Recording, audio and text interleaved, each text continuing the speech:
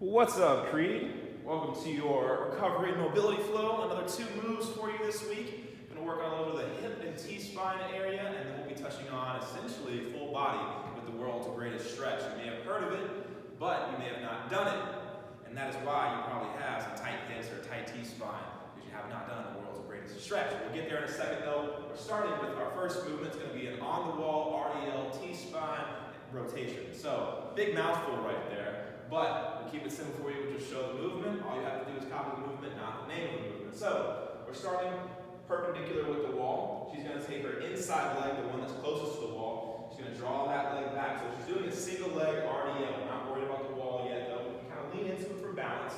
Alright, when she brings that leg back up, notice how she's shoulder to heel, nice straight line. It's okay if that back knee is bent a little bit, no worries there. But as long as we have a nice straight spine, you're going to take that left hand, keep it against the wall, and she's clapping that hand, rotating open with her right arm, and notice how she's trying to keep her hips parallel and perpendicular with the wall, but her T-spine, so her upper back is rotating open, and she's opening her hands here. Alright, so hold that position, close back off, hold that position, and close back off. So we're basically working on a good rotation. You may feel this in your core. Don't force any certain range of motion, so if we're tight, we may end up stopping right about here. That's okay. Hold at your end range of motion for about 2 to 3 seconds each rep. What we're going to do is we're going to go 8 reps here on this leg and this arm only. Alright, and then if you have to, you can come back, stand up, shake it out for a second, go back in, finish all 8 reps. You don't have to do all sets. You don't have to force it to where you're just sitting on one leg and it's like, I can't hold myself up anymore.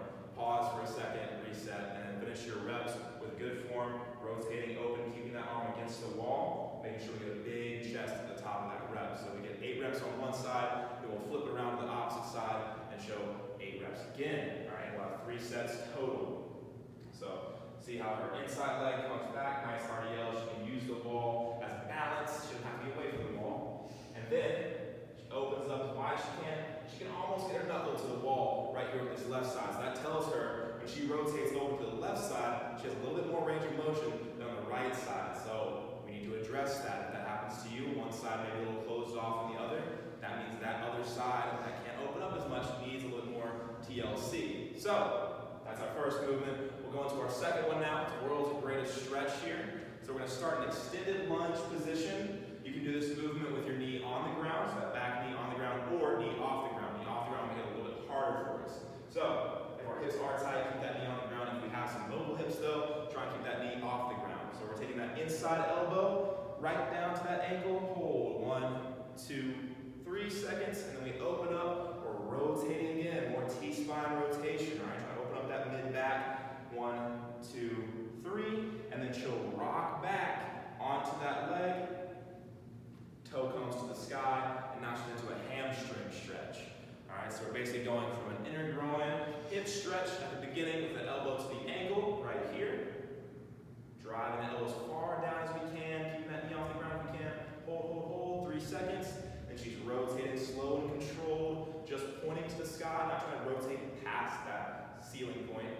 And then she rocks back into a hamstring stretch. So she's working inner hip mobility, she's working T-spine rotation, hip stability, core control, and at the end, she's touching on that hamstring just to open those up, maybe relieve some of that back tension or lower back tension that we may be having from tight hamstrings.